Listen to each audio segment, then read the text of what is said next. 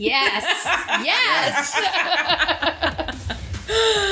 Welcome to 18 to 49. I'm your host, Alaia Williams, and this is a special episode. I always say they're special, but that's because I feel like every week is special because I like the stuff I'm talking about.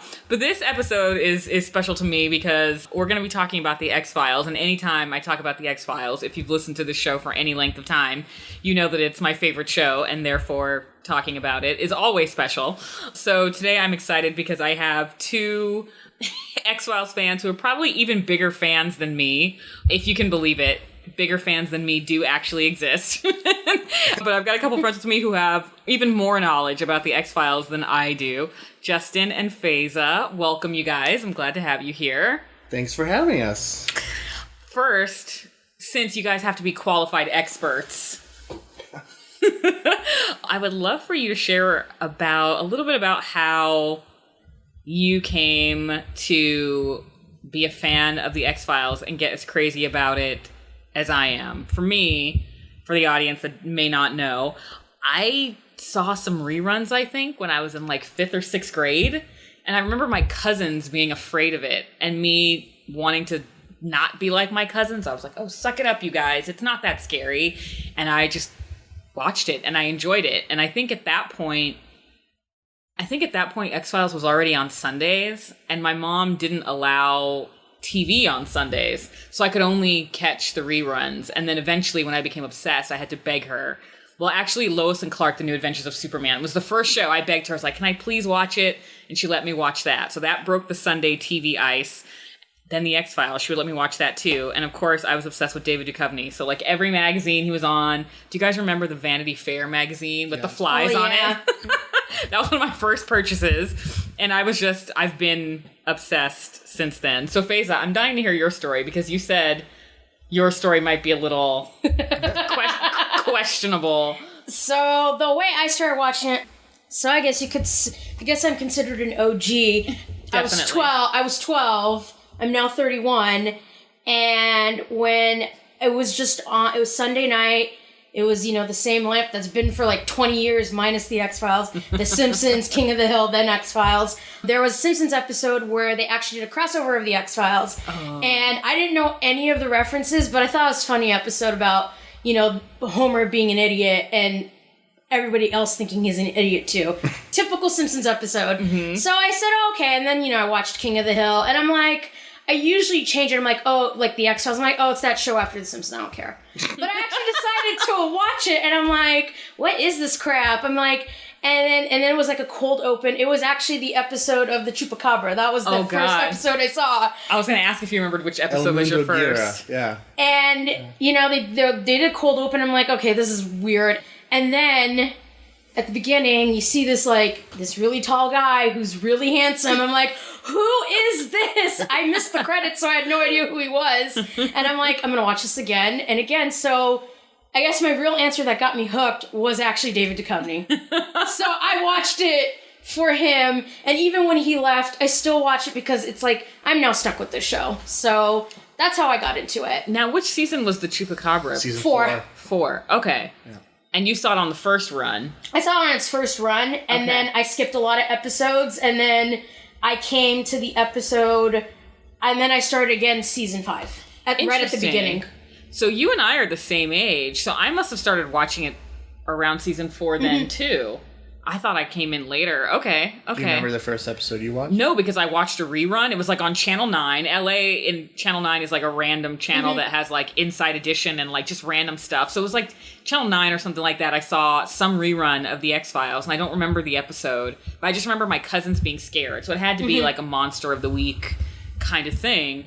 But if you started watching it on its first run in season 4, I must have started watching season 4 too. Like what happened was too, like since I missed about 65 episodes, when they had them on reruns and syndication during the summer, I'd watch it that way. And then when it was on FX, I catched up. Right. So by the time I got to season maybe 6, I fully caught up. I like seen every episode before that. Yeah, I didn't have cable growing up, so I never saw any of those FX things, and I feel like they don't do those marathons on FX anymore. No, but they used to have the Thanksgiving marathon. Yeah, they used to have, like, and they would that play was my favorite day. They would play it. It was a great day. They play it 5 days a week, every day, like at 8 or 9, and you just put it. They was that was the way I caught up. Yeah, no, I had to wait for like summer and reruns, and then probably after season 9, I guess, when they put out the collector's DVDs, I bought every season.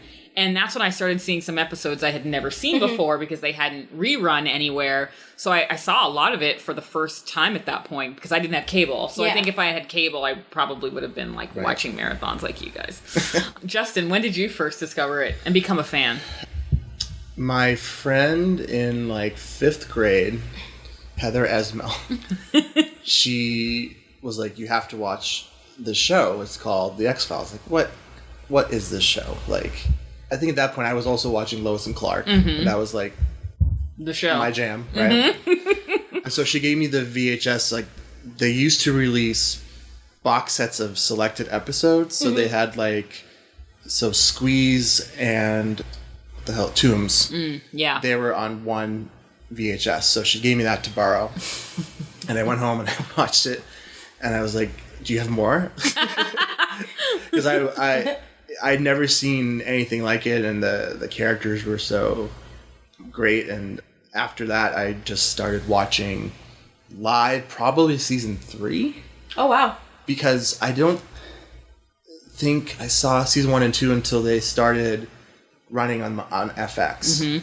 And then, because I was such a dork, and this was before DVDs, I would tape them all. So I would watch them live and I would pause during commercials. And I remember one summer my grandfather rented a beach house and I was like, I will not go unless we have a TV and a VCR so I can record the X-Files in chronological order. That's how obsessed with this show I was. But yeah, and then I think season 4 was really when I started to get into it. Yeah, I mean, 4, I guess, is when I started watching. So 4 through the end, I saw everything because I was watching it live.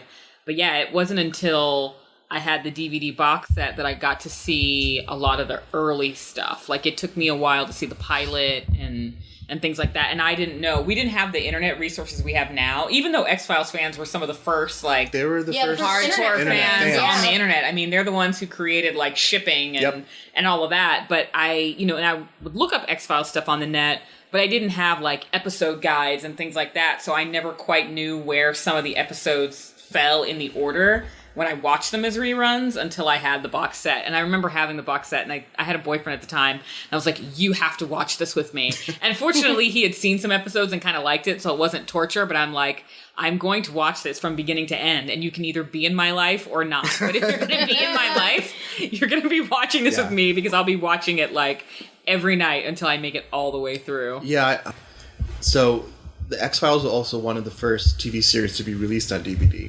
I think they were like one of the first, right? So for Christmas, I asked for season 1 and season 2. So now you can buy the Blu-rays for not that much money, $30 maybe. So back in the day, they were like $120 a piece. That was my Christmas present. Mine was my birthday present. My mom would have been Christmas, graduation. Yeah. Mine was my first birthday present, and my dad could only find season 2, so he got me season 2. I really wanted season 1 because I wanted to start at the beginning. Right. But that's what Costco had, season 2. So, and it was a pretty penny. And like, that was all I wanted for one birthday. Yeah. I remember getting some of the seasons new, and I wanted them new because I wanted to make sure they were in perfect playing condition, but I couldn't find all of them. You guys have seen the collector's edition with the different color boxes. I have those, So it's actually at Amoeba I have a few of them. where I found a lot of the seasons. So there's, here in LA, there's a record store and movie store, obviously, called Amoeba, and I went there and I, like, hunted, and I would keep going back until I found the seasons I wanted, till I had my complete set, as we X-Files fans now I will have do. it on Blu-ray, a complete set. I've had so many complete sets of the show over the years. I feel like when these things end up on the internet, it's got to be because someone died and their kids weren't a fan and put it online or something. Like, I feel like X-Files fans hold on to their Yeah, I will not let stuff. that go. Yeah. Oh, like, yeah, no. Like, I wouldn't let it go. Like, even if I had the DVDs and then I got the Blu-ray, I'd still keep the DVDs, you know? So I feel like, I don't know how all this stuff ends up online unless people are buying it with the intention to sell, but like, Well, plus, years later. if you're looking to sell like Amoeba, like that first season DVD set that cost me $120, or my parents, I could sell it at Amoeba for what, $5? Yeah. It's not worth it for me to get rid of it. yeah. Unless I was really, really hurting for money. And even then, I might just decide to eat the X-Files DVD rather than sell it off. Sell it for $5. Dip it in chocolate. Yeah, it might be good. Lick the chocolate off Scully's face. So the reason we're doing this episode, I did a couple episodes earlier this year when the X-Files came back. But Justin, Faiza, and I are in a couple of crazy, like, X-Files communities. And so we are, like, on top of all the articles and news and stuff like that. And so one thing we learned pretty early on was that the order of the 6 episodes that came out in season 10 was changed. And no one has, I don't know if they've officially said why. I always think it's because, like, the first episode didn't get great reviews, and so they wanted to try to put something that's one, but better. In the audio commentary that Glenn Morgan did for Home Again, which was originally the second episode, he said that the reason they switched it was because Founder's Mutation dealt with alien DNA stuff just like the premiere did. So they wanted to make that thread. I don't know if that's true, but that's what he took from it, is that they... And it makes you wonder why they didn't figure that out, like, any sooner. Because the way they had to cut scenes out where, like, Mulder and Scully were setting up the office, and all of a sudden they were, like, in the office. Yeah. And there wasn't really an explanation of, like, how they went from the premiere to back at the FBI. There was, like... Yeah. Nothing. So the order was different, the way it aired, and than it was originally intended. So we have been planning for like probably a couple months to like have a day where we get together and binge watch season 10 in the order it was intended. So that's what we did today. And I was excited to do it for many reasons, because I wanted to see, like, I wanted to experience it in the order that they actually had the original vision for. But 2, I don't know if it's because I knew they had switched the order, but it was really easy for me to pull out continuity errors. So, like, in an episode that they moved earlier in the schedule, I forget which one it is, Babylon maybe, their office is all neatly set up and the files are in place. But then in Weremonster, which was always number 3, the office is pretty empty and Mulder's feeling weird about getting back to work. So I saw that, like, continuity error. And then in Weremonster, he can't figure out a camera app. But in Founder's Mutation, he's, like, using a guy's fingerprint to get in his phone and, like, doing all kinds of stuff. He's a lot more confident with the technology. You're saying you're noticing continuity as it ran on television. As it ran on TV, yeah. And I don't know if I picked up on that just because it was glaring to me, or because I was looking for things, because in my mind I knew that things had been switched. You know what I mean? Like, if they had just told me this was the order it was going to be in, I wonder if I still would have picked up on those things. I'm not sure. But I've been wanting to see it in the order that it was originally intended. So that's what we spent our Sunday afternoon doing. And we had a midday taco break, which is like a requirement.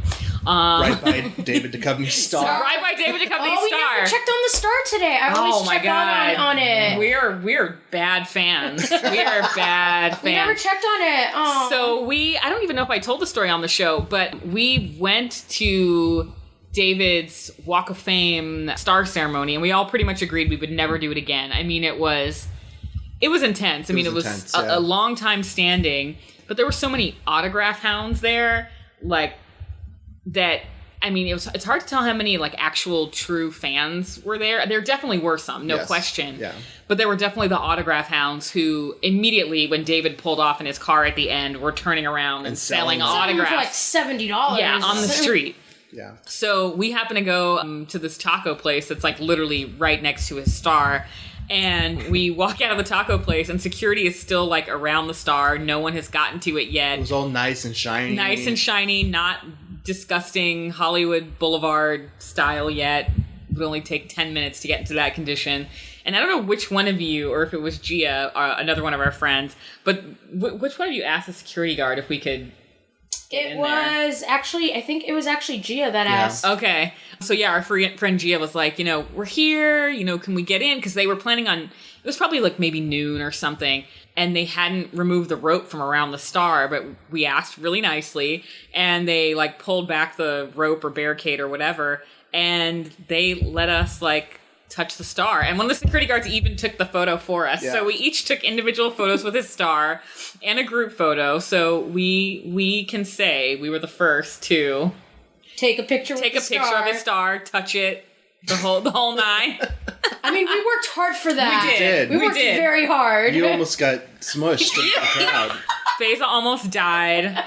I feel like I rarely share pictures along with these episodes of the show, but we have so much history in the events that we've experienced. We even joked about making like a little movie or something about our travels to these events. Yes. So I feel like I have all these pictures that describe these crazy situations. So we have like our group picture with the star. We have Faiza after she was almost killed at the star ceremony. Getty Images captured that moment. Really? And so David's like holding people off and taking a photo with Faiza, and Gia's photo bombing, and you took the photo with David. Security took the star picture. She asked me if she could be in the photo. I said, yeah, be in the photo. Yeah. Whatever, it's fine. So she was like, you see her little head and like literally, poking in there. This happened in the span of 15 seconds. If that, yeah. It felt like and it was so long getting there. Yeah. And you're just waiting for the moment because it's all happening so fast. I mean, he said what he's got to say. We were behind a barricade, and it was fine. I mean, there were some people trying to squish in and get in.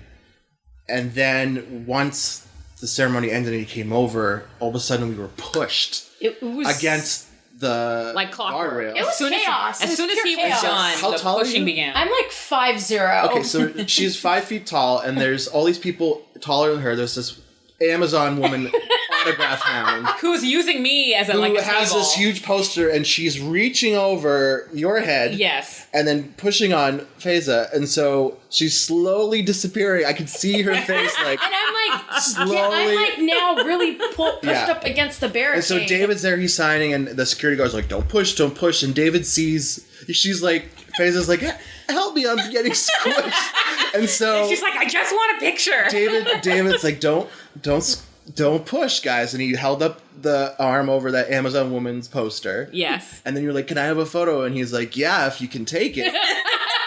And so you handed it to me.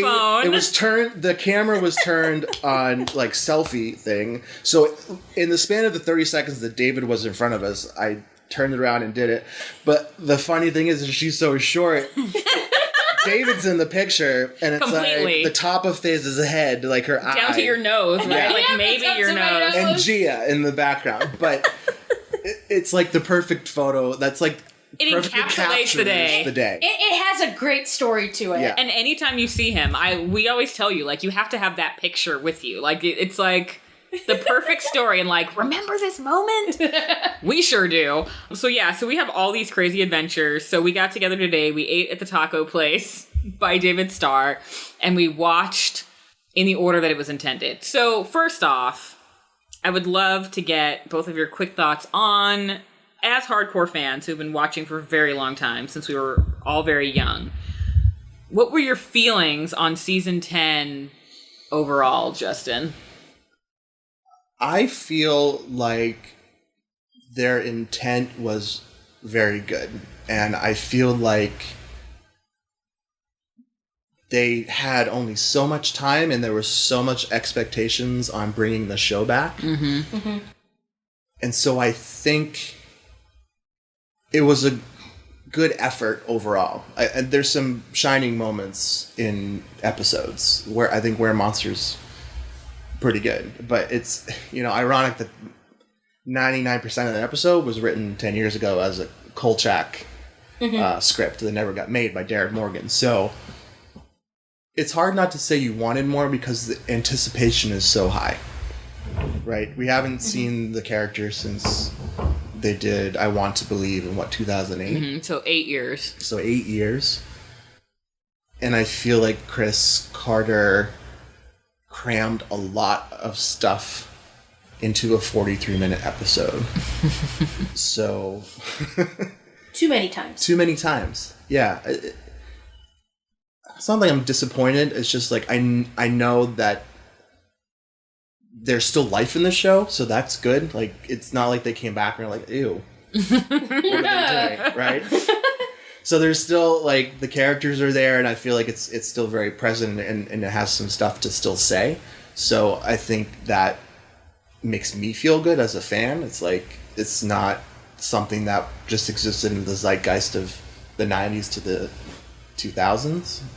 That being said, I'm sure as we get into talking more, I think there's some things they could have done better if they had more time. Faiza, what do you think overall? I felt overall, I mean, you know, after dealing with season 9, and I Want to Believe really disappointed me. So I was very dissatisfied that it could potentially end there. Mm-hmm. So any thought of it coming back in any capacity would mean, you know, something will make up for this. Right. So I felt overall, you know, didn't take much for me to make up for I Want to Believe. So I felt it did that. But I felt that it was also way too rushed. They did episodes where they were trying to retell what the X-Files was all about to bring in a new generation of fans, but at the same time, still talk about stories that were left hanging, you know, 8 or 13 years ago, and try to do something about it because, you know, there were there's a lot of questions about William. Right. You know, he left. Mulder was never there for really any of his life except for 3 hours. In the shower. In the shower. And, you know, you always wondered what he thought. And you always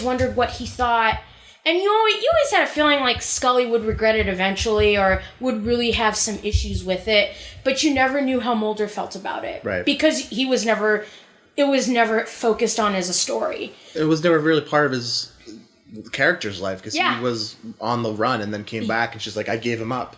Yeah. And he's like, okay. He was like, I guess.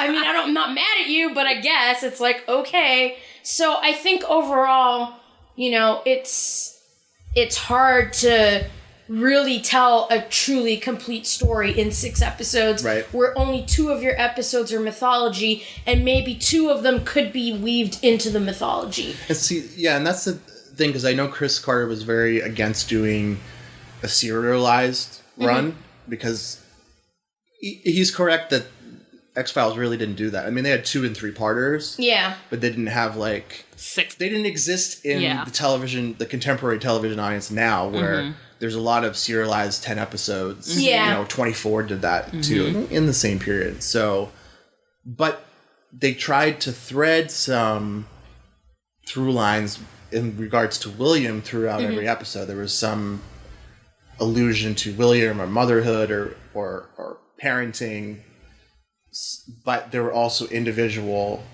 cases of the week plus 2 mythologies to bookend. So I feel like they just tried to hit all the major markers at once, and when you do that, something inevitably falls.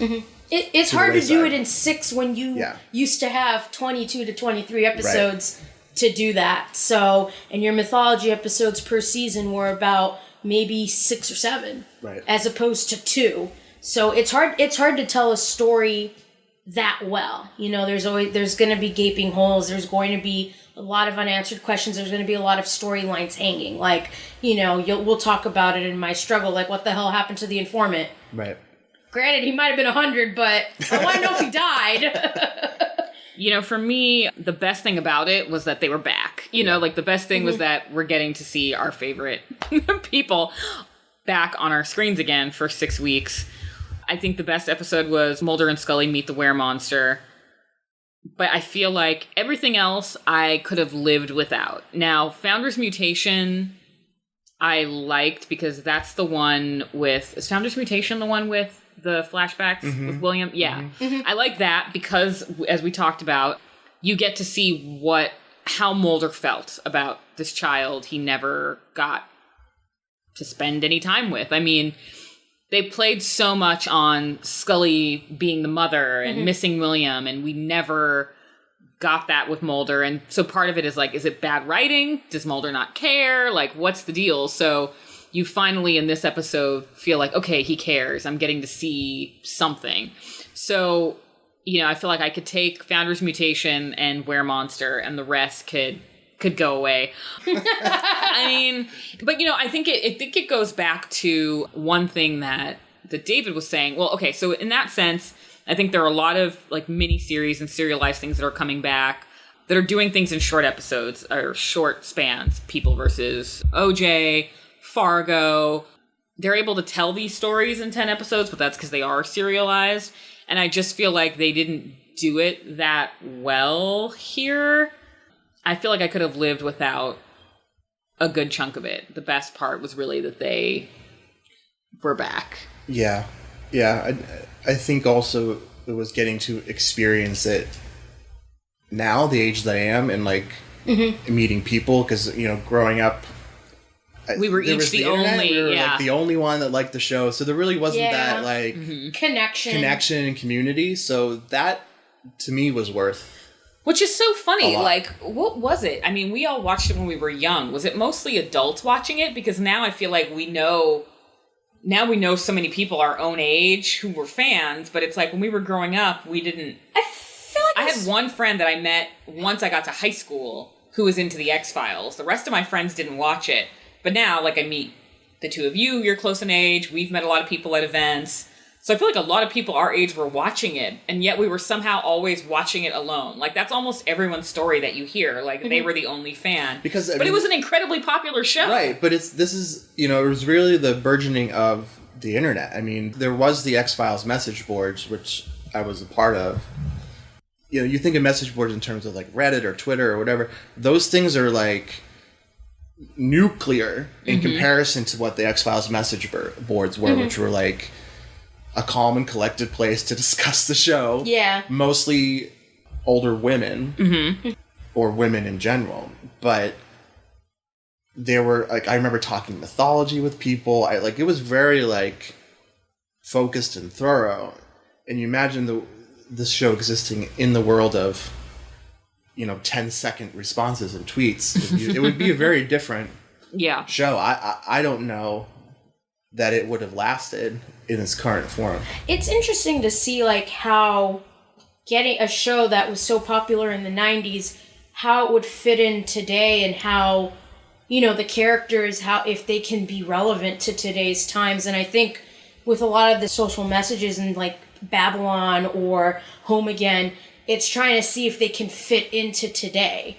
Well, and yeah, let's talk about the episodes, because I think you bring up a good point, and we've each kind of complained a little bit about how they handle certain things or make it feel after school special like. So, okay, so first, let's say what the original order was. So it was My Struggle. Founder's Mutation. Founder's Mutation. Weremonster. Home Again. Babylon. My Struggle 2. Right. So that was the order that it aired. And the actual order, My Struggle, Home Again, Weremonster, Babylon, Founder's Mutation, My Struggle 2. Yeah. So let's start with the amazing first episode, My Struggle. I still think it was the weakest episode out of the bunch. I still think it, yeah. My Struggle 2 was pretty weak too. Yeah. But yes, the struggles. It was very much a struggle. Yeah. So I think that right off the bat, the first thing that most of us roll our eyes at is that at the beginning of both episodes of My Struggle, but the first one, Mulder is recapping his relationship to Scully and the X-Files and world conspiracies and blah, blah, blah. The reason it's annoying is that for 2 minutes, these photographs are getting slapped down in front of us as he's recapping what's happened over the last 20 years. And these photos are stills from the show. And it completely takes you out of the experience because these still shots make no sense. Like, right. Who was this magic photographer? Yeah, who's taking the photos? Yeah, who was this magic photographer that was following Mulder and Scully every it's... waking moment? Faiza has, like, a theory. I think that, like, if someone was out there taking photos, they would be believed because there'd be proof of everything that all of them saw. The the UFOs, everything. So I don't quite get who was taking all those also, pictures. who was putting the photos down? Was it Right. Mulder or was it some random person? And who was burning them, and why were they burning them? Yeah, I felt like in My Struggle, the first one, I felt like Mulder was actually doing it. Or at least you get the illusion that he was. But why would he burn them? I don't know. Yeah. The pictures burned, the ID burns. Like, it's really strange. Yeah, I guess we'll give Chris Carter the benefit of the doubt, or just to recognize his struggle, setting the world of 202 episodes, right? And 2 movies, and the mythology that went everywhere and didn't make any sense, right? And then wrapping that into where these characters are today. That is a huge undertaking to do. It is. In but do you 43 think minutes. that helped? No. It didn't help. That's not, I'm not here to like save his life and say that was That's never what helped. he tried to do. But I think that's the point, was like, there's so much here, and how do we make it relevant to the 18 to 34-year-old crowd, or the 13 to 17s, because that's the demographic that's gonna be the next carry the thing, because we're already invested. I mean, we have 2 or 3 copies of the collector's DVDs. We will continue to buy these things. They're trying to hook the children of the original Right. fans. And that, to me, I get it, but it just rubbed me the wrong way. I think with the photos, it was more of a network move. It's more of like, You have to make this understand. yeah, you have to make the person who's never seen this is after the NFC Championship game. What the hell am I watching? So I feel like it was a device to do that, but then, it brings you to question, why do you do it again At the end. So that's how it kicks off, which is an eye roll. And granted, we saw this in advance. So we saw this one in the theater, right? Mm-hmm. yeah, we saw this one before the premiere. So we saw this one before the premiere, and we had a premiere party. And so we got to see it both first times with an audience. And so it heightens emotions. So even though it was crappy, we still, at least I still had those feelings of like, yay, it's back. So like, even in the awful moments, at least it's like awful haha with like a bunch of other fans. Right. So the environment really helped like make it better than it was. And then you watch it by yourself and you're like, this is not So let's great. let's talk about what we think was good about the episode and what we think was not good or could have been done better. Do you have things you thought were good? Well, maybe not good, maybe things that we The enjoyed cinematography or was nice. Yes. Yes. It was nice to see the show in 4K, because that's what Oh yes, Yes. was it shot in 4K? Yes. It's beautiful. I mean, it looks great, but I mean, Jillian and David are good. Jillian and David are good. That's all I can say. Okay, that's fair. I think it was, for me, it was a little jarring to see these people play these characters again, because I'm sure it was for them too. I mean, it's like, this is weird. It's kind of a surreal moment to be watching a new episode in 2016 and then have Jillian and David play these characters. And in your head, you're like, can they play it again? Did they lose it? Like, Yeah. I know that Jillian said she struggled with getting back into it. And you can tell Yeah. a little bit. But it's funny because I didn't have that when I watched My Struggle, because we had already seen Were Monster. So I got that kind of awkwardness out in that episode. So I was already kind of used to them being back by the time we saw My Struggle. But I feel like they were the best part. Did you since on the line of what was good, did you like anything about My Struggle? David Duchovny, that's it. That's So, I mean, I feel like there were a lot of troublesome elements. I feel like there were a lot of, what I think is interesting is they brought in a lot of new characters and raised a lot of new questions in My Struggle. And But they're not addressed again. But were those characters even necessary? No. I mean, Tad O'Malley, Tad O'Faley, whatever you want to call it, is... He was a plot device to lure Mulder back. That's what I think he was there for. But you can use anything to bring Mulder back. Right. You really can. Yeah, I was trying to think of And something what did he want Mulder to do?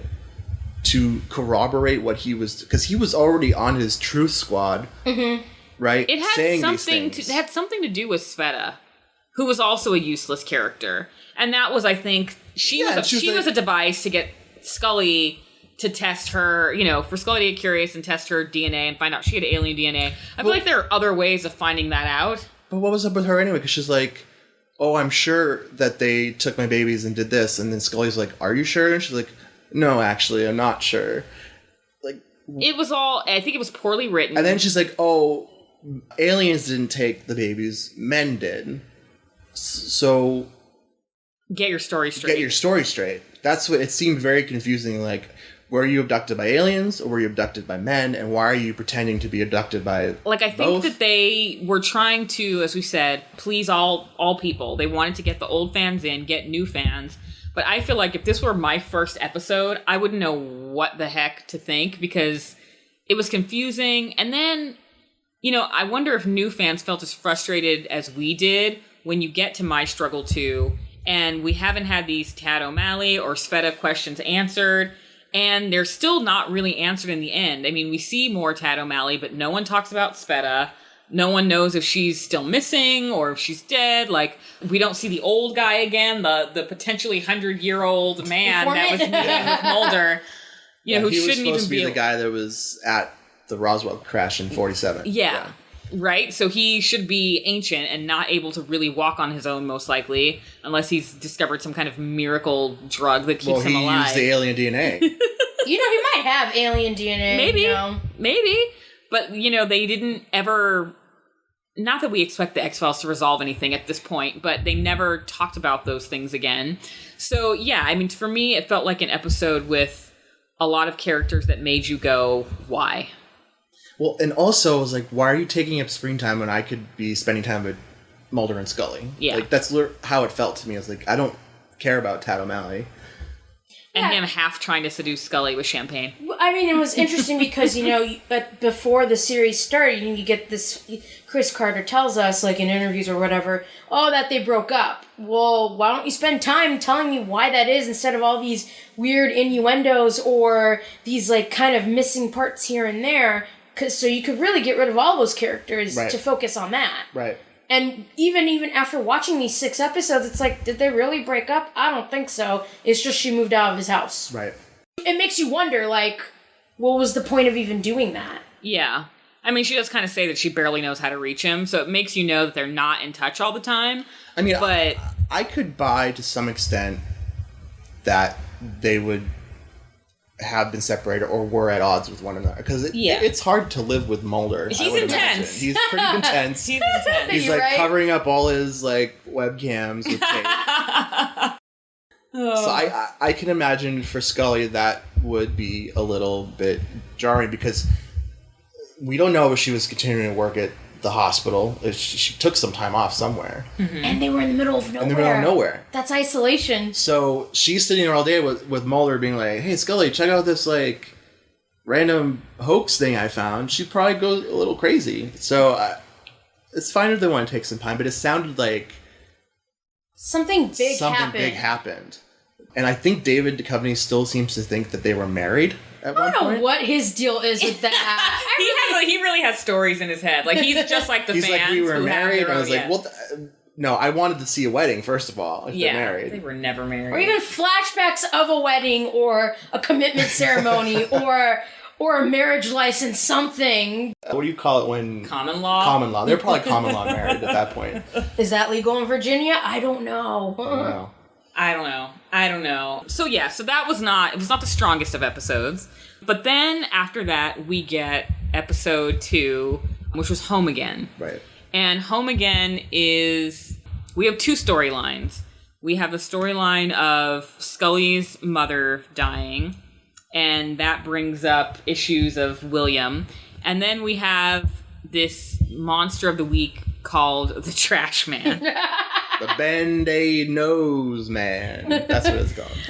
The Trash Man was, like, they were trying really hard. So what is the Trash Man doing? So they're trying really hard to have a social message with this episode. And the backstory is that these homeless people are getting displaced and people don't want them. I think this is Philadelphia, right? Yeah. So they're basically not wanted and they're being bussed and shipped to, like, another part of town.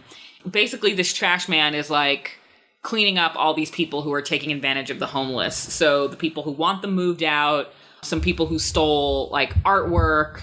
So he's basically, like, taking out the trash. He shows up magically and literally like grabs people by the arms and rips their bodies apart and dumps them. And fine, as a monster, he's fine. He didn't bother me. I think where I got bothered was when they found the artist who kind of conceived of him and brought him to life. It became very preachy. And they had to explain to us, like, the artist takes the time to say, like, I thought him up, and it's like trash, you know? You have your Starbucks cup, your whatever, you throw it in the garbage, and then, you know, Tuesday or Wednesday, the garbage man comes and takes it away, and it's not your problem anymore. But it really is your problem because it's in a landfill, but you don't see it, so it's not your problem. And we treat people like that. And I'm like, did we really have to go through all that to, like, get the lesson? Like, it felt very heavy-handed. And that's the preachy. thing, like, I can't remember an X-Files episode that felt tonally like that. Yeah. I feel like there were messages in, like, a season 7 episode with the genie. Yeah. There's a message in there about be careful what you wish for. Without saying, be careful what you wish for. The genie isn't like, hey, well, she does kind of say it, but in a sarcastic way, but it's not this heavy-handed thing. It's really through Mulder's experience that he understands the message of be careful what you wish for.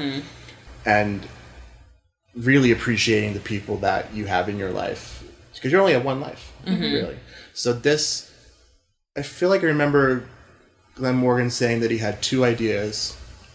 First of all, he wanted to do something similar with what James Wong was doing, and he couldn't. So he had to come up with another idea. So he had this idea about the trash, and then he had this idea about Scully's mom. And then somehow they got melded together and compacted together into an episode. It doesn't quite work. It's not on the list of high offenses of this season, but it's there's just something a little off about it. Yeah, the way they wrap it up, it just seems meh, you know? I think Trash Man as a monster of a week was pretty good. Like, he ripped people apart. You know, there's a scene where one of the women, I think it was one of the city people wanted to, like, get rid of all the homeless people. She comes home, she's throwing trash. You know, they're playing the song Downtown because she talks about the homeless people as the downtown people. You know, and then, like, he, like, is running after her in the house. He kills her, and the song is playing in the background. That's classic X-Files. It is. Yeah. That's true classic X-Files, and I loved it. Yeah. But I think the way they were trying to wrap it up to try to have a message, I think that's where they missed the mark. Because then after that, the trash man goes after the last guy, and it kind of negates, like, the whole thing where, oh, you know, you're responsible for this creation, but he still killed that person. If it was truly want to bring a message, you're responsible, you need to stop this, then the guy should have never died. right. Yeah. So I think he was fine as a monster. It's when it got preachy that it was bad. And, you know, everybody dies, so it's not like the end of the world that Scully's mom died. I'm just sad that she died because it means we'll never get to see her again. And I liked, you know, her as a character. I wonder if in the future we'll ever see the brother. Oh, Charlie. Yeah. Well, no, Bill, the one we've already met. Oh, okay. But we've never met Charlie. Never met Charlie. Never met Charlie. Do you know there was the original script for Final Destination was written as an X-Files episode? Did you know that? No, never seen And it. in the episode, you can probably find it online. It's not very good, but Charlie Scully is the one who's kind of the main character. What becomes the main character in Final Destination? I think it was Devin Sawa's character. I don't know. Did Chris Carter write that? How did that even happen? No, it was a guy who wrote it on spec. Oh, interesting. It never got made or anything, but it originally got turned into Final Destination, which was produced by James Wong. Oh, wow. Funnily enough. I mean, Gillian Anderson's great. Yeah, she's... I feel like she does whatever they're able to do and then some. A lot of people said this was her best performance out of the 6. Maybe. I don't know if I agree with that. I don't know if I agree. She was good throughout. She was really good. I don't think it was the best. People like to throw the best at stuff when, like, someone cries or, you know. So she was crying. Mulder was holding her. That gets emotional. It takes us back to old episodes. But her mother, like, the last words her mother speaks are about William. Right. And it's not even to her, it's to Mulder. Yeah, she grabs Mulder's hand and she says, my son is named William too. And so this drives Scully into like this whole thing that her mom's last words were about their son. And then again, it gets very preachy at the end where she and Mulder are like sitting by the water and she's like, does he have problems because I left him? Did we treat him like trash? And I'm like, no, you didn't just say that. Like, they gave up their son, or she gave up her son for a very specific reason. He was loved. They sent him to a family. Like, she did not throw him away like trash. Yeah, and I think there's two messages there. It's like, don't treat people like trash, and you are responsible. And I think that they tried to connect those two together, and for Scully, it doesn't really work. Yeah. I think that you are responsible rings a bell for her, because she's just watched her own mother die, and her own mother wanted to speak to her estranged son. Make sure he even was though they're okay. estranged, she made him. And so she's responsible for that relationship, right? And so I think that tracks for Scully in terms of saying, hey, I gave this kid up. We had good reasons for it. But, I don't know if he's upset or if he thinks of me. I don't know if he gets afraid. Like, I'm still responsible for that relationship. That's what she feels. But and then the step further in saying treating him like trash doesn't make any sense. Yeah. And I feel like that was a way for the writer to bookend what was happening with the two different stories. There was also another interesting storyline that I don't think a lot of people caught, and it was something actually Glenn Morgan talked about in an article. And one of the things that, that is dealt with is grief. Right. She is losing her mom. This is her last parent. Right. Her father died in season 1. And Glenn Morgan was talking about how when somebody you truly love dies, you try to hold on to everything that they have. And that's something I can truly relate to. It's like, so that's why you have this whole thing with the quarter necklace, as annoying that as you it was. hate. As annoying as it was, it's, it's true. Like when you're grieving, you have somebody's personal effects or their last words, and you try to hold on to everything because maybe it was sudden, you couldn't say goodbye, you didn't get to talk to them. And she brings about that stuff. She's like, she tells Mulder, you can solve all the mysteries in the world, but I have some mysteries that I'll never get to solve. Right. And it was probably a lot of the things that her mom did, like changing her will, this quarter necklace, this whole thing about Charlie. She's never going to know those answers because the person she thinks she can get answers from is now dead. Right. On top of that is like, we never really know everything about the people we love. Yeah. There are still some unsolved mysteries. And I think that's kind of the dichotomy of Mulder and Scully, because Mulder believes so much in this fantastical and believes there are answers, but Scully is saying sometimes there aren't. Yep. Yeah, right? exactly. She's very clear in that you will find your answers. I will be there, but I do not know if my answers will ever be. And I think that's a powerful thing. I feel like it gets lost. I ship them so hard. Like every time they say things like that, I'm like, you guys. It's true. You get, I get like goosebumps talking about it because it's like that. You invested so much time as a viewer into it, and they have us playing the characters. Glenn Morgan called it Home Again, and a lot of people thought it was going to be a sequel to the season 4 episode Home with the Peacock family, but it's not. But it's an homage to the trilogy of episodes that he wrote. So it was Home, Never Again, and then Home Again. So, and he said that it was Scully's mother trilogy, basically, because in Home they talk about Never Again is the tattoo. Yes. Yeah. Okay. Because Home is, it's about the crazy incestuous family. But they do talk about mother. And she sees the mother under the bed, and she's like, "You don't know what it's like to have children. Yeah. Feed me."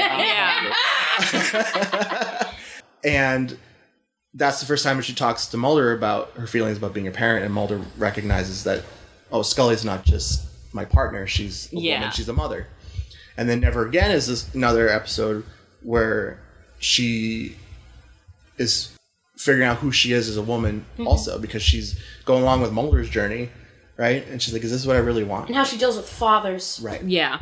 And then in Home Again, she's losing her final parent, but she's also having questions about herself as a mother. And and I think that's very interesting for them to do. And I love that her response after losing a mom is like, I have to work. I felt that was the most Scully we had seen. and it felt real and right for the character that she would drive into the work. And she did that when she lost her father. Yeah, she did that Beyond the Sea. Yeah. She's like, I need to work. Mulder's like, no, maybe you should take a... He's like, no. She's like, no, I'm here to work. And that's why she gets wrapped up in Luther Lee Boggs. Yeah. Oh, that crazy man. Yeah. And so, I think the preachy overtones make this episode difficult, but it has some good parts that I wish that somehow that the good parts could be in an episode that I'd want to keep as a whole.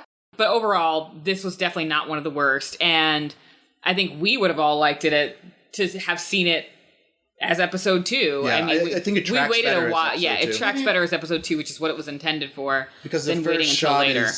the first shot of Mulder and Scully you see is them with the badges, and that was intended to be the first shot of them back Back the at work. FBI. Yeah. But Yeah. instead we got them already back because Founder's Mutation aired second. Yeah, yeah.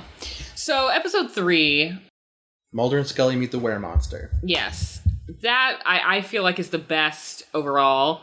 There are like tiny little flaws here and there, but overall I thought it was funny. I don't think it's the funniest of the funny episodes, but if you said to me like which one episode from season 10 could you watch over and over again, it will probably be that one. I think it's an episode that could fit into the original run of the yeah. X-Files and feel like it belongs there. Yep. Yeah, for sure. And I like the concept of, the monster turning into a man. It's a twist on the werewolf theme. Yeah, And I love his monologue about having to get a job, Yes. the alarm clock. Like, those are really funny. Like, who's the real monster, right? Yeah. And I like that it's an episode that takes... Because Home Again was about Scully, and Weremonster is about Mulder in his place and coming back to this job he left and realizing that a lot of the cases he believed were a lie or hoaxes, and he is just like... time to put away childish things. So he's having a identity crisis. And... Are you sure it wasn't a midlife crisis? Because he is 50. Could be both. Could be both. Could be both. He's like, I'm an old man. I am. But yeah, I think that one's a funny one. I don't have a whole lot to say because I did an episode on it already, but if you have any other thoughts on that one. I liked it because it was like very campy X-Files, like back when you would see like those episodes in the 90s, like Humbug, and Right. I'm trying to think of another one that he did. Not Clyde Bruckman. There was another like campy one. Jose Chung? Yeah, Jose Chung. Like it was kind of in that vein of episodes. There is a bit of Clyde Bruckman in there, though, because when Rhys Darby, the man, guy man, Guy man. when he wakes up in the woods and he has that monologue, it reminded me of the dream Clyde Bruckman has about him being in the dirt naked. Oh He's telling yeah, when he Mulder. was with the flowers. Right. But I actually, at the thing I really liked was actually the ending of it. Yes. I thought the ending was very sweet. I liked the ending. I like how it was taken well done. Like the camera work was really excellent. Had Mulder finally believing again, Yeah. or like he can still do I got this. emotional during that. Every time we saw it, because we saw it multiple times. Yes. Every time we saw it, I would get emotional. Even today when we watched it, that scene where he like shakes the Weremonster's hand at And the he end. Says likewise. Yeah. Yep. I loved it. I Like love and that. the music, everything about that final scene worked. Even the Ford product placement didn't I bother know, me. but you know what? That could have been a great Ford commercial, and they should have thought about that. Right? That's true. Yeah. Make that Ford Focus mean something. Even that didn't bother me. Like, it all just worked together so nicely. And and then juxtapose this monologue that Mulder gives to Scully in the hotel room with all the crazy animals. Plays much better than my struggle when he gives the monologue about all the doom of the world for like 3 minutes with Tad O'Malley. So Yeah. it just goes to show you that, Darren's characters of Mulder and Scully are very heightened, right? So they're not, and that's, I think Jillian and David talk about that, like, it's like it's kind of silly, stupid Mulder. Yeah. As opposed to serious Mulder. But for me, they felt the most real because they were just like doing their thing and in their groove, and like Scully's like, you're crazy, but that's how I like you. Like, so they were kind of merging back together, and I like the Easter eggs with, the red Speedo And him looking through a fox looking through a fox taxidermist. taxidermist, yep. And the other character rubbing alcohol. Oh, yeah. yeah. The hotel manager. He was in Clyde Bruckman. He was one of the last tarot card reader, I believe, that got killed. Oh, yeah. So yeah, I mean, I will say that this is no fault of Darren Morgan because I don't think he intended it, but the jokes about transgender, those they don't hit well at all. And I wonder if they were jokes that were left in from a 10-year-old script. And if that's the case, then that gives it context. But, like, I mean, they're not giving negative commentary on it. Because Mulder does say, like... It just doesn't come off well. Like, when he's trying to explain it, it just didn't fit the flow of the conversation. Right. And they probably kept it because then the weremonster's like, oh, maybe I could have the surgery or whatever.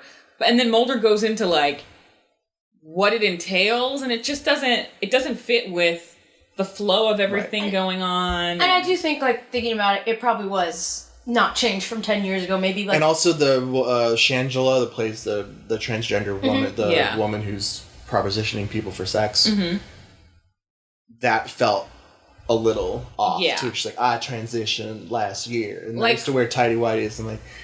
Do they need that information? Like, it just felt like... To me, it felt extra. Like, I have no problem with transgendered characters being on shows, but it was just the kind of thing where... You're talking to these FBI agents, and you have to tell them you transitioned last year and you used to wear tighty whities. Like, it's not relevant to the story. Right. And then they didn't leave it alone, because then they bring it back later. Well, then she's saying 2 for... Like, in the audio, she's like, 2 for 1, and the car drives away. So it's like... Yeah, it's just... It's bizarre. I think that's where it shows where it's dated, because I think 10 years ago, you know, transgender was something that people starting to realize. Yeah, it might have been progressive like 10 years ago, but now it's like it doesn't land right. And my only other complaint with the episode is with Kumail. Like, I just wasn't into his... I wasn't into his character, so I'm glad he wasn't in it much. Like, I thought he was... I know he was invited because...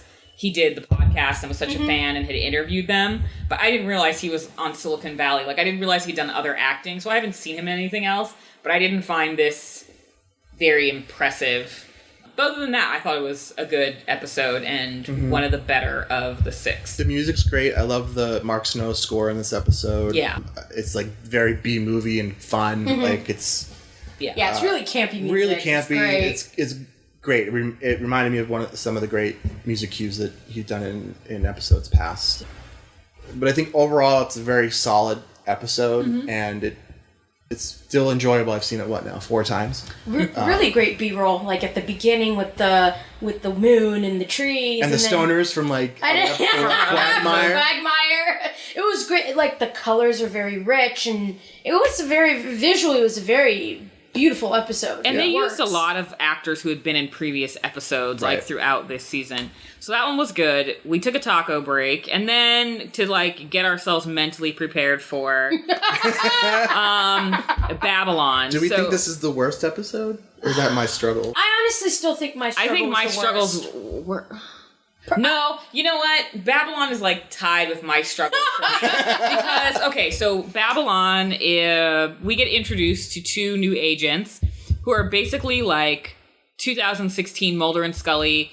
And you know what? The Agent Miller actually isn't that obnoxious. No. It's more Agent Einstein, which is a stupid name and, like, too obvious. And she's a medical doctor and a redhead like Scully. That's what I thought when they released the casting information. I thought Einstein was... like a smokescreen name. I did not think that was a real But it was the actual name. It's played by Lauren Ambrose, who I love on 6 Feet Under. Didn't love her here, but she was following the direction that Chris Carter gave her. But they're introduced as 2 agents, and they're... I don't know how, I don't recall, and I don't care, but somehow they end up connected with Mulder and Scully, and there's some bombing in Texas. Because Miller comes to them, and because he knows Mulder's the guys history. In the hospital. Yeah, there was a bombing by 2 Muslim men at an art gallery. One of them is still existing in a coma, and so Miller thinks that Mulder has some connections to, like, a necromancer or some other psychic to talk to him, and Einstein's just not having it, basically. So I've watched this episode a couple times, and you can tell how much I like the episode by the fact that I've seen it multiple times and don't remember how they end up there. So we're introduced to these 2 agents. Miller is pretty benign. It's Einstein who's very... abrasive, combative. And so I'm not in love with the 2 new agents. I think it's kind of annoying that they're meant to be a younger Mulder and Scully. Like, it'd be great if they had their own personalities, but it's like, he's a believer, she's a skeptic, she's a doctor. It was a little too much for me. It was intentional, but it was too much. Plus, we did that in season 8 and 9. We had Doggett and Reyes. Happened? Yeah. And so that was a little bit annoying. And then the scene that I have to watch with my eyes covered. Oh, it's my favorite scene. Oh God! See, and this is why there's diversity amongst X-Files fans. Mulder takes or thinks he takes magic mushrooms in pill form, and he has this hallucination, and he's going to communicate with a guy who's in a coma. But in this trip or whatever that he has, it felt very not X-Files to me. The camera work, the music, they're in Texas, and the whole Texas thing was way overdone. Like, everybody was in cowboy hats and like and flannel and fringed denim skirts. Right. So Mulder's like walking down the street and there's a country song playing, and then the next thing you know, he's in like a country line dancing bar, and so David Duchovny is like dancing. Oh, it was great. And then there's like a honky tonk badonkadonk song. So there's all these like scantily clad women, and then there's like a flashback of like the lone gunman and Skinner, and Mulder's got these like gaudy rings on that say like mushrooms, and I have not been able to watch that scene without my hands in front of my face. And then you just feel embarrassed for him? So I have this weird thing where sometimes I can't watch people perform. Like, I can't watch The Voice and American Idol and stuff like that. I get too nervous. And so even though this is scripted, I'm still like, this is painful. So there's something about it where I like peek, but I'm like, I can't really watch it. And then I get annoyed at the end where Miller and Einstein are in the airport and her hair is down. Yeah, what the? Like, suddenly her hair is down and it's like all soft focus, and she's like, art and science and blah, blah, blah. And Einstein said that. And I'm like, useless. I go, so you're free to give your takes. I didn't like it. Take it from there. I mean, it's a tolerable episode.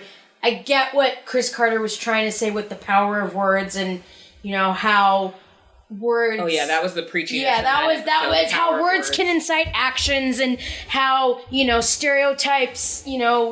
There's more than meets the eye, because at the part they break during one of the final scenes, the terrorist that is pretty much in a coma, his mom comes and explains to him, you were raised a Muslim. This is not what you were taught. You're better than that. I get that, because you see in a lot of shows, like Homeland, for example, where, Muslims are demonized because, one, they're dealing in the Middle East, so the terrorists there chances are they're going to be Muslims. So yeah. I get that. At the same time, it wasn't an X-File, because, it was an X-File in the sense that, let's try to communicate with kind of the half comatose terrorist, and it just, I think, was a stretch. I loved Mulder's dancing. That's what saved me for this episode. I need to see the 7-minute supercut of him dancing. I really need to. It's great. I don't. It's ever. Great. It's I on love the special features on the Blu-ray. But yeah, to me in the end, it just ended up being like, it wasn't an X-File. There were just some guys planning to bomb something, and I found out somehow through the dead guy, through Mulder, where the cell was, which was in a hotel called Babylon. That's the X-File of it all, I guess. But if you go back to the beginning of the episode, and they're talking about the trumpets, the sound of hearing trumpets. Which made no sense. No. But Chris Carter is trying to make the point of the power of suggestion, and the fact that we, the Bible story of Babylon and Tower of Babel is God basically separated all these people and gave them different languages. So and it's very current to today, where there's a lot of animosity and people aren't really listening to one another. And so at the end, when Scully and Mulder have this conversation, like, well, maybe it's not words, maybe we need to listen with open hearts, and like that's where the voice of God really is, and that's what we need to get back to, is finding a common language. So I don't know why they inserted Miller and Einstein. It's didn't need absolutely to. Pointless. And then none of them talk to each other. And then they're in the same hospital. Scully's with Miller, Einstein's with Mulder, but they don't talk to each other. And none of them know this. I don't know why they weren't just working together. So the whole pretense is that Scully calls Miller and says, hey, I know a scientific way to communicate with your terrorist, because my mother was in a coma and I didn't think of this before, and I have this quarter necklace. She's holding a damn necklace. We're just like awkwardly holding this quarter necklace. Like, hey, Jillian, can you hold that quarter necklace just so it catches the light? She's like, sure, Chris, that's fine. And then, You have Mulder talking to Einstein saying your expertise or ability to garner subject one mushroom pill, hallucinogenic pill, so I can talk to the terrorists. So then they do that, but they don't talk to each other until the end of the episode. But then Mulder tries to explain it away when he talks to Scully about, like, why you didn't tell me, or... He tries to explain it away, but it wasn't convincing at all. When she meets up with him at his house. She tries to explain, like... He tries to explain, like, why he didn't tell her. It didn't seem very... It seemed like... It was weird. It seemed like, once again, Chris Carter stepped in and separated the characters. I mean, because literally from Home Again and Weremonster, they're working together. They're fine. Mm-hmm. And then all of a sudden, they had, like, one nice moment and, like, nobody down here but the FBI is most unwanted. But then they go off and do separate things. It's like... You guys should be working together to solve this case. You don't need to go off and, like... 4 separate flights to Dallas that they all got on. So what about the final scene where they're at the house and they walk together in the... Well, that's where the common language thing came. And here's the thing. I thought... That awful song. Well, oh, God. So kill me. So that scene, in general, like what you talked about already with the common language and everything, I like the idea of it. I think the delivery of it was heavy-handed. But, and again, one of those, like, preachy, here's our message, let's make sure we, like, tell you what the message is. I like the message, I agree with the message. I just feel like I wish they had communicated it in a way that they didn't feel like they had to expressly tell us. Right. I was focused more on the shippiness of it all. Yeah. Like, I they're holding hands They're holding hands, and it's cute, and... With that awful song, there are so many other songs you could have chosen. So the song is... I think it's Hey Ho. Hey Ho, yeah. Yeah, by the Lumineers. And it which drives has been on every crazy. CW show. And it needs to stop. It like, part of me died when I heard that song. And you know, now at this point, the song's been out for 2 or 3 years, so it's been overdone. It's not like it... And it's not even like it was this year's hottest song. It was like a hot song 3 years ago that's been overplayed. Right. So this episode... I think the best part was probably that end scene, that kind of shippy scene where they're talking I think it was that in the beginning where they're just debating back and forth about the case with the trumpets. Like, that felt Mulder and Scully-ish. Yeah. Even if I didn't really know what they're talking about, but their back and forth sounded real. Yeah. I'm sticking by my story with the dancing. So we walk away with 3... We all had something we liked. So the next one is Founder's Mutation, which I think is one of the better ones. Yep. And this one deals with, what is the lab called? Like eugenics or something? Nugenics. There's all kinds of sciencey stuff going on, and people are hearing sounds and yada, yada, yada. But I liked this one primarily because this is the episode where we get some, you can't call them flashbacks because they didn't actually happen. Memories. But you get some... Fantasies or what would have been. Yeah, or fantasies, dreams, something from Mulder and Scully about their relationship with William, their son. So you see Scully taking him to school, teaching him life lessons. You know, he gets injured and she's keeping him calm before he gets in the ambulance to go to the hospital. And, you know, then she walks in and her son's like, Mom, why is this happening to me? And he's like turning into an alien. But my favorite, I liked the Scully scenes for sure. And it was the best she looked with her wig. There was a lot of controversy. For those of you who aren't hardcore fans, there was controversy over her hair, her wig that she had to wear because of... Well, the part wasn't right. The part wasn't right. There were problems. But in these flashbacks, it was great. It was very classic Scully. I'm looking at Justin's table that's covered with pictures of Scully, and I could easily see that as one of her hairstyles. Parts, like, it's not down works. The middle. It's like on the side. It's on the side, yeah. So I liked her flashbacks, but I particularly liked the episode for the flashback we get not the flashback, but the memories we get at the end with Mulder, because as we talked about earlier, there's nothing when it comes to a William and Mulder relationship. He holds William once and gives Scully a kiss, and that's like the extent of his interaction with William. So we get to see what Mulder wishes would have happened, like watching Planet of the Apes with his son. No, he was watching 2001. 2001. Space Oddity. You know, and then they're building rockets and talking about space, and of course, again, like the Scully one, teaching life lessons. And then what happens? And then it's kind of like his sister. He walks in. It's like it happens again. It happens again, and then his son gets abducted, and you know they both end their kind of little scenes with this photo, which is probably the only photo they had time to take of this baby because not everyone had camera phones then and were taking pictures incessantly like we are now. I mean, William was born in 2001. I mean, that's what I really liked about that episode. In terms of the case or the X-File of it, I thought it was one of the more X-Files, like, it could have fit in the originals. So I definitely think Founders Mutation. I would probably say After Where Monster Founders is probably my favorite. I agree. And yeah, the story with the eugenics and the founder and like kids basically being tested on and experimented with, alien DNA, and about two siblings trying to find each other. I actually thought when they cast Jonathan Whitesell, who plays Kyle, I thought he was going to be William, but then he wasn't William. A lot of people thought that, because we saw little snippets, we're like, oh, is it going to be, Yeah, it's interesting that it really does touch on for the first time how Mulder feels about William, like you said, and their fears. Like, even though they're fantasies, there's still a fear. Because they know something's wrong with their kid. They know William is different. Right. And I think, well, what I found interesting about that episode, well, first of all, when we saw it today, that was the second time I saw the episode. I refused to see it because with Mulder's like hopes and dreams segment, it made me cry like a baby. I could not watch it again.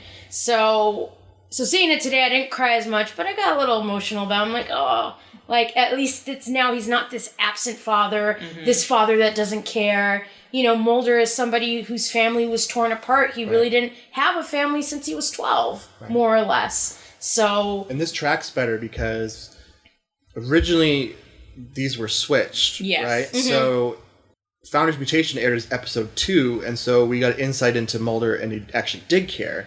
And then when Home Again aired, Mulder doesn't say anything about William. Talking about William. So the intent of the writers was to put Home Again first, and then to reveal later on, like, oh, Mulder actually does think about this kid. He thinks about him a lot. It's a progression. Right. Like, Scully's mom is like, oh, the whole thing, my son's named William too. It's like, oh, I'm supposed to think about that. Right. And it's like, oh, and it makes you realize he really does think about it. It's like, what do I really think of William? And this is what I think of. I thought what was really interesting about both flashbacks, and I think, I don't know if anybody can speak to this, is that it's just, Scully and William and Mulder and William. Well, it's never them all together as a family, and you would think, at least in Mulder's kind of fantasy, because he craves for that family. Like, Scully's really the only person he can depend on. You would think at some point they'd be all together, and maybe that's what his dream is, to have this family that he lost. Well, they're in the same house when they have the fantasies. The bedroom of William is Mulder's house. That's Scully's. So it's weird. It's like the characters know they're together, but the writers don't want to. Whatever Chris is. I don't know what his. Oh. But you're right. But I feel like the point was more about Mulder and William. Yeah. So, and he doesn't need both parents to walk him to school. He doesn't. So I can totally get that. And I think in Mulder's world, at the very least, they're definitely a family. Right. But I could see it being about them thinking about their kid. And since they aren't together, it might be easier to just think about, like, what my relationship with William would have been like versus, like, us as a family. Right. It could also, like, go in, if they were doing it all together, could go into the relationship they probably wanted to have together but never worked out. Yeah. But of course they didn't want to talk about any of the relationship. No, not at all. Never mind. No. So that was a really good one. And then we bring it on home with My Struggle 2, which, as we already said, leads with a similar opening to My Struggle 1.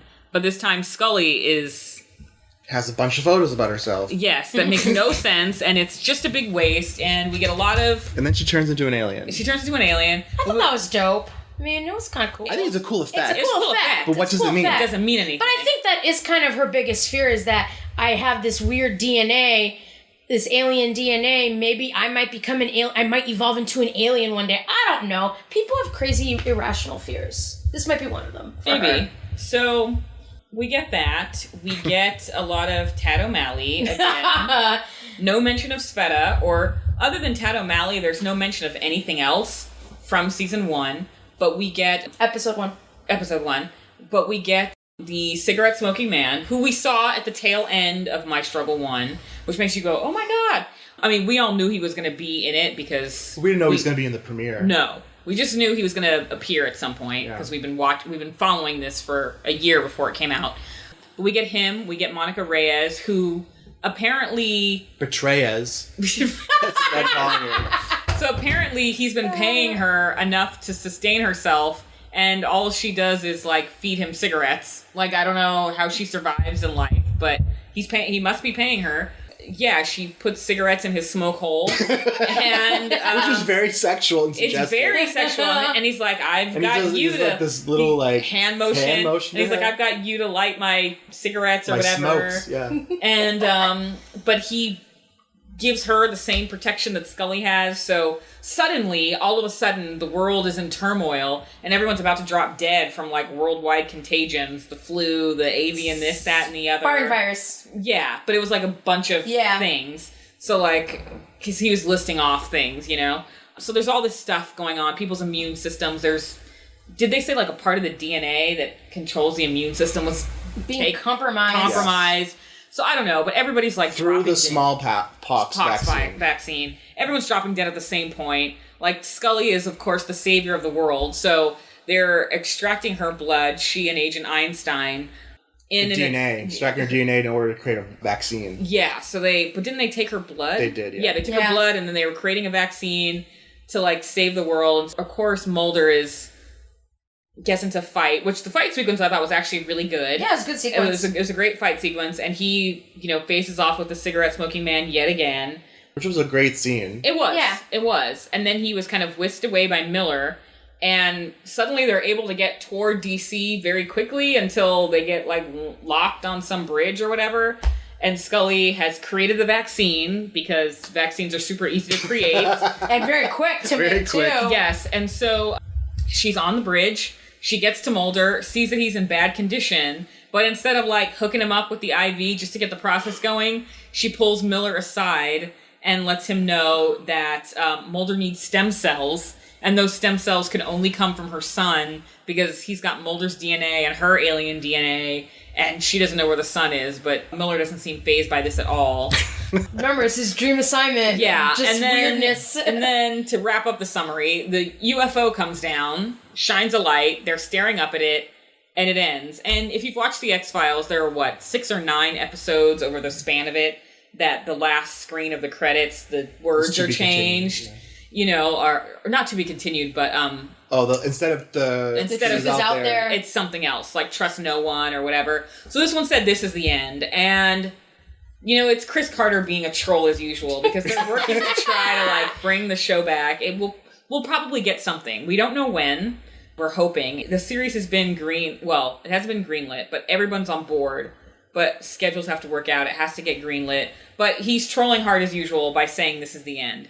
Now, if that is the end, my feeling is, if this is truly the end and we for some reason don't get any more, it's a terrible It's a terrible ending.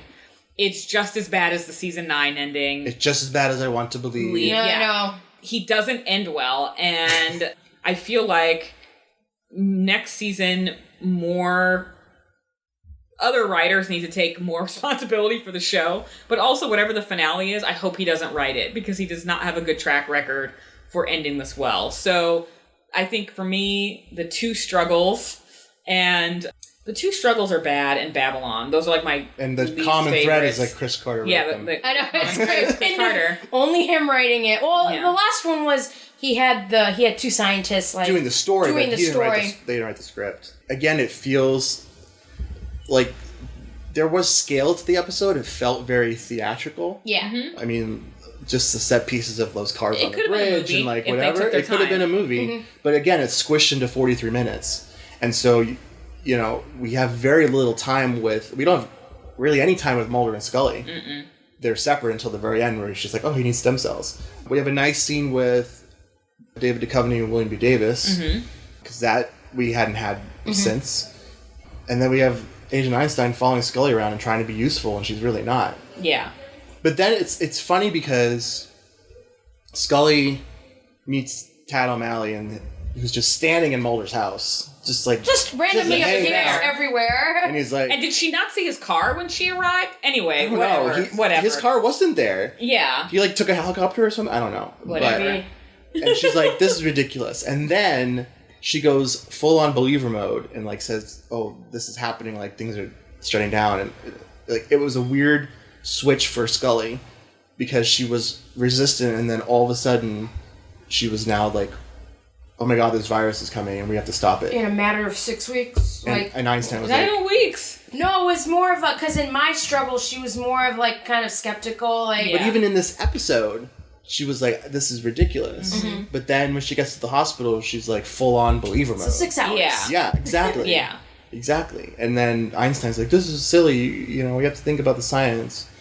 And so they sequenced the genome. Apparently you can do that. Apparently, you can do that in 30 minutes. So I don't know why Ancestry DNA takes 6 to 8, but... I know, they need to learn what they can do. And they run a PCR and they do this weird thing with some gelatinous scientific slab and they can't find the DNA.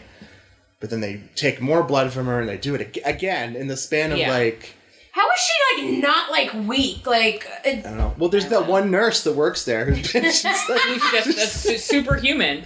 So any other final thoughts about My Struggle 2 and the end of the season? Or how did you feel about it? Or when I first saw it, I was pissed because what and then WTF you saw it again and you were still pissed. Yes, because again, I feel like they were constrained by the number of episodes they had. Mm-hmm. Had they had 8 or 10, this could have been a 2-parter. Yeah. As should have the premiere been a 2-parter. Then you would have had 4 mythology episodes, and you could have gotten away with the Monster of the Week episode by episode. But because they didn't, it just felt like 2 different shows were going on. Mm-hmm. Yeah. And that it ends with the UFO and the is she going to get abducted? Are they gonna is William in there? I mean, I guess the questions you want to ask. It's and people are seeing this shit, right? They're hanging out on the bridge. is it gonna be in the Red and the Black or Patient X where they see the light, but it's really destroying everything? You wonder, what is the point of that spaceship coming down and just sitting there? And the other confusing thing I had just throughout the series of what they were trying to do with the mythologies, they were saying that some of what happened was the government. The aliens apparently were attracted by the atomic bomb and interjected themselves into our society in order to stop that technology. But then somewhere along the way, the Syndicate was involved with aliens trying to create alien-human hybrids. So it's not really clear. But they're all dead. They got all rid of them in season 6, the Syndicate. But then in Founder's Mutation, I think they made the assumption that the founder guy was continuing the research. Dr. Goldman or Dr. whatever. Goldman. Yeah. Augustus Goldman. They love saying his name. Felt like a soap opera.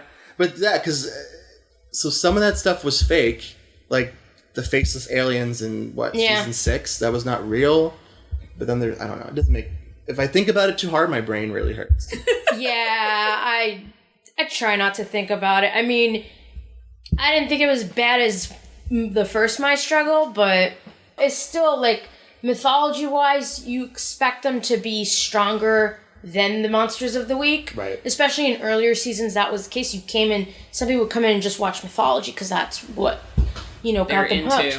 But, people really, what made the show recognizable was the Monsters of the Week. And I don't like that they made Monica Reyes be this character. No, I don't like that. I don't buy it. It was too convenient. It was too convenient. It seemed very out of character. I know when they introduced her, they had her smoking Morley cigarettes back in season 8. So there was. But she didn't know who Smoking Man was. Right, but there was I think there was a subconscious connotation that perhaps she had some vices. Nefarious vices, right? But she was trying to quit. She was trying to quit.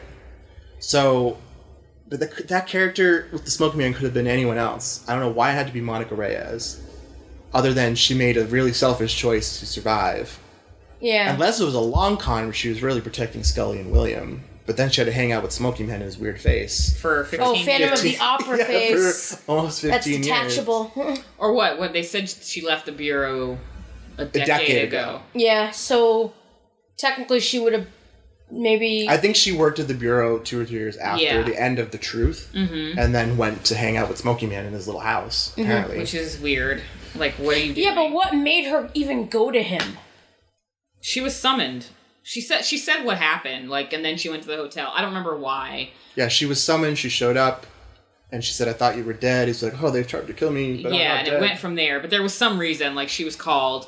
So, you know, it was a disappointing ending, so I hope that there's more.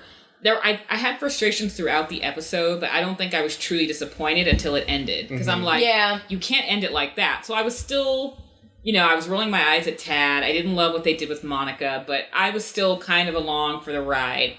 And then when I saw that this was the end, I'm like, this is not how I want to. I mean, it was always alluded to that it'd be a cliffhanger, because you would read articles saying, Chris Carter would say, oh, this is ending on a cliffhanger. So to me, when I saw it, I'm just I think he told us at the podcast thing we were at. I was like, I figured it'd be like this. He's probably hedging a bet that they would greenlight another season, so that's why he did it. But it's also, it's kind of a long con, because we don't know if we're going to get a season in 2018, 2019, like, you know, people are going to lose interest. I would have wanted to see William, like actual William. Yeah.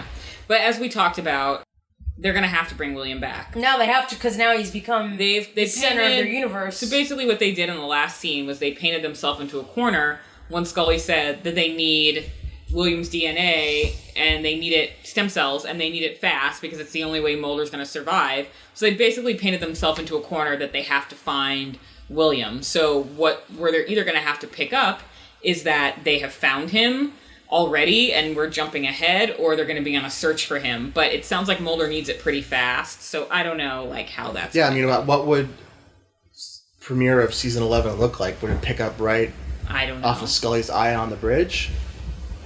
Who knows?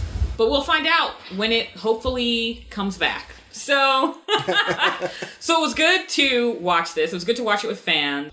And I prefer the original order. Like you've been saying, Justin, like it tracks much better. Yeah. The continuity works in the order that they intended. So even though overall it was still a middling season for me in comparison to what we've had previously with the X-Files, I think I liked it better watching it in this order than the last order. Like, things just make so much more sense. Yeah, it tracks. The story is a lot more fluid. Yeah. So, of course, we're super fans, so we'll, I'm sure, watch all these episodes at least a couple more times, if not together, apart, for sure, before any more X-Files comes out. Hopefully we get some more, because it can't end this way.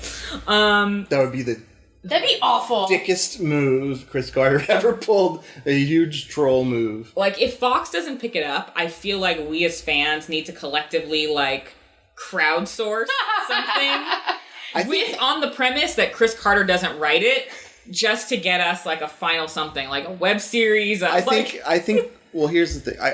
I think Fox will greenlight it. The premiere got 50 million views. They'd be crazy not to. When it aired They'll have to start it after football 50 million for a 23-year-old franchise. Yeah. There's still something there that's worthwhile. They'll have to start it after football again. I mean, Chris Carter should be involved to some extent, because I feel if they remove him, they're going to make it like they're going to have Miller and Einstein time, and I don't want that. Yeah. I don't want it to become that. I don't want it to be 24 Legacy, because the X-Files, no matter how hard they try, was always about Mulder and Scully. I don't think it can exist right now unless David and Jillian are like no longer here, which I hope doesn't happen for a long time. Yeah. I really just think it depends on the schedules of the actors, and they should offer Gillian Anderson as much as David right from the get-go, and not try and offer her half like they did. Which was such a joke. And they thought, and it's so ridiculous, they thought they could get away with that. Yep. It's a slap in the face. Yep. But that's an issue for another conversation. Another podcast. Yeah. So the business of the X-Files. The truth is out there. Yes. So thank you both for being here. I know you're both on Twitter. So Faiza, where can people find you on Twitter? It's Legally FM. So think of Legally Blonde, but my initials. And Justin, where can they find you on Twitter? I'm just Justin Scorelli. So it's my first name and last name. It's your whole name? Mm-hmm. Okay, so it's just a shorter name on Instagram. Yes. Okay. Got it. I'm like picturing it in my head. So many @ symbols and social media and all that I'm connected to, of course, because they're my friends. I'm connected to them everywhere on social. And you can find me on Twitter for the podcast, 18 to 49 podcast. Also Alaia Williams, but 18 to 49 podcast on Twitter, 18 to 49 on Facebook. You can catch up with old episodes on the website, 18to49podcast.com. And if you have any questions, complaints, or love notes you would like to send about this episode, you can email 18to49podcast@gmail.com. Thank you both for being here. Thanks for doing a binge watch X-Files marathon. I mean, when you're with fans, it's not really much to like ask, hey, do you want to watch the X-Files? It's very easy. Yeah, It's like, I'm good. It's like, is today a Monday? Yes, absolutely. Right. It's not a tough sell at all. I feel like we didn't give enough love to Mitch Pileggi, and he's great. We didn't give enough love to him because he was underutilized. Because they didn't put him in there enough. But he got finally his starting credit card, which, yes. you know, I always get excited for him for that. Yes. He is, he's in there. He's like Papa Bear, you know? He takes care of his wayward children, so. He does. And I think I talked about him in the episodes I did when it aired. So he got some love. Okay. We love you, Mitch. That's all. We love you. We want more of you next time. I know you have it in you to do more. He will. He does. Didn't they talk about a Skinner spinoff at one point? I think they did. That's a bad idea. Yeah. Back when they spun off Lone Gunman. Oh, I love him, but take Lone Gunman as an example. Like, spinoffs of many shows just... unless you're talking about All in the Family and the Jeffersons, like, spinoffs don't often work. Yeah, they don't work. So we'll hopefully get as much, like, crime series X-Files as we can. And, of course, when there's more, I will be back to cover more because I can't help myself. So thank you all for listening, and I'll catch you on the next episode.